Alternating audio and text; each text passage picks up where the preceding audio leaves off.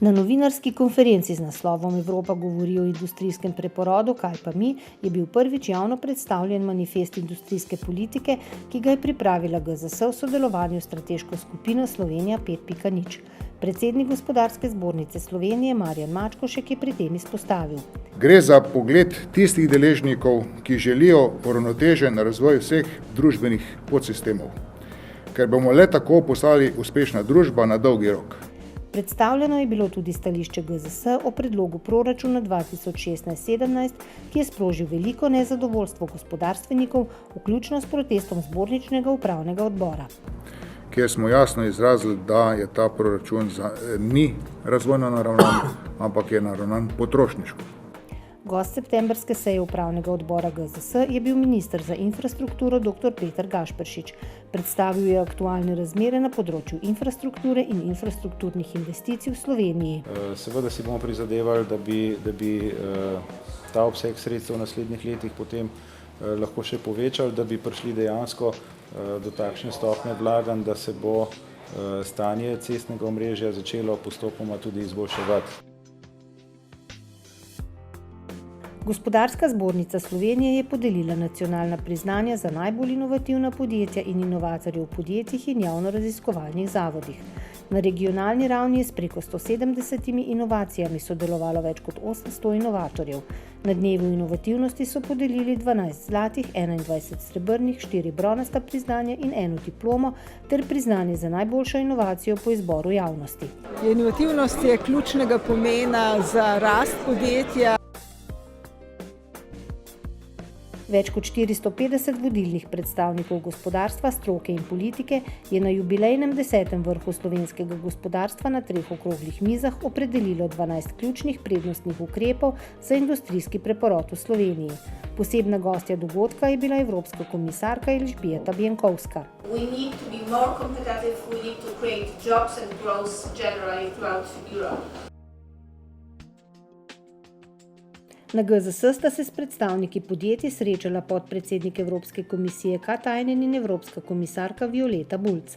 Katainen je predstavil možnosti financiranja naložb s pomočjo evropskih sredstev, Violeta Bulc pa je pojasnila sistem financiranja infrastrukturnih in drugih naložb s pomočjo Junckerjevega načrta. We have new risk fund or new fund for risk financing, which covers private investors' risk partially, and our aim is to mobilize private money to productive investment. Na konferenci o energetskem konceptu Slovenije so udeleženci izpostavili dejstvo, da slovensko gospodarstvo za ohranitev konkurenčnosti na globalnem trgu potrebuje cenovno optimalno preskrbo z energijo. Zato so zainteresirani za konkreten in obvezujoč dokument, ki bo trajen in bo upošteval dolgoročni razvoj Slovenije. Kar nekaj je bilo novih zadev, s katerimi še nismo bili seznanjeni. Vse te zadeve seveda bomo preanalizirali na Ministrstvu za infrastrukturo. Na naslednji fazi pa seveda tiste najboljše predloge skupaj z našimi seveda tudi uporabili pri samem pisanju osnutka energetskega koncepta. Na GZS je potekal informativni dan za podjetja in raziskovalce o programu Marie Sklodowska-Curie Actions, ki zagotavlja nepovratna sredstva raziskovalcev na različnih stopnjah poklicne poti.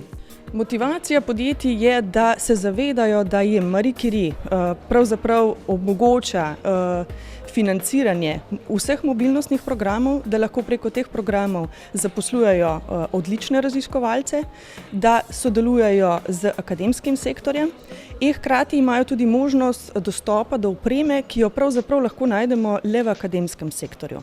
GZS, Zbornica gradbeništva in industrije gradbenega materiala, Združenje za beton Slovenije, Združenje slovenske cementne industrije ter Zbornica za arhitekturo in prostor Slovenije so pripravili drugi strokovni posvet s naslovom Beton in trajnostna gradnja, beton v stavbah. Beton je material, ki je po količini absolutno na prvem mestu po uporabi. In zato je to še toliko bolj pomembno, da se sprašujemo, kaj lahko z betonom naredimo, zato da bomo lahko prišli v ta trajnostni razvoj družbe. GZS, Združenje kemijske industrije, je ob uspešnem zaključku prvega in pričetku drugega sklopa projektov promocije zdravja na delovnem mestu Zdravi na kvadrat organiziralo skupno srečanje sodelujočih v projektu, na katerem so podelili tudi certifikate oziroma pohvale uspešnim podjetjem in posameznikom iz prvega projekta. Na delovnem mestu preživimo 8 ur ali več dnevno in truditi se, da bi bili zdravi, seveda tudi v okviru službe je zelo pomembno. Inovativnost je bila rdeča nit letošnje že 4. konference Dan najboljše prakse 2015. Predstavniki uspešnih slovenskih podjetij so predstavili najboljše prakse nenehnih izboljšav proizvodnih in s proizvodnjo povezanih procesov, ki so bile namenjene predvsem širitvi znanj z tega področja. Ena od pomembnih ugotovitev konference je med drugim bila, da je ključno za dobre prakse, za napredek podjetij, za boljšo konkurenčnost podjetij, prav odgovornost vodstva za spremembe in spodbude sodelavcev. Na vprašanje, kakšna je vloga svetovalnega inženiringa v investicijskem procesu, so razpravljali predstavniki stroke na posvetu na GZS. Ob koncu je bil med drugim sprejet tudi sklep, da je za trajnostno izvedbo projektov potrebno uveljaviti zlato pravilo vlaganj v državno infrastrukturo. Sicer se industrija ne more razvijati, ne more se prilagajati.